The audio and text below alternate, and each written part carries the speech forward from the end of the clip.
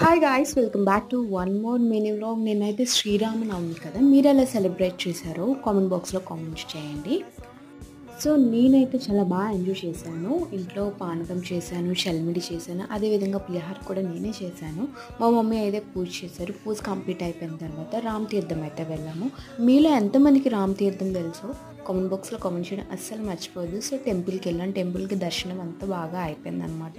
So దర్శనం అయిపోయిన తర్వాత రామ్ తీర్థం కొండ ఎక్కడానికి అయితే బయలుదేరాము అనమాట. చూసారు కదా ఎంత ఎండగా ఉందో. ఇంత ఎండలో మేము నడుచుకుంటూ చాలా దూరం వెళ్ళాము. పైన రాముల గుడికి కూడా వెళ్ళాము. అక్కడ కూడా దర్శనం బాగా అయ్యింది. సో నెక్స్ట్ అయితే ఇక్కడ భీముడి గుహ ఉంటుంది, అక్కడికి వెళ్ళాం. వామ్మో, లోపలైతే చాలా చీకటిగా ఉంది. అందులో చాలా ఎక్కువ మంది కూడా వచ్చారనమాట. ఇది వచ్చేసి సీతాదేవి కొలను. ఫైనల్గా అయితే టెంపుల్ ఉంటానన్నమాట. ఇక్కడ వరకు వెళ్ళి మా దర్శనం మొత్తం కంప్లీట్ చేసాం.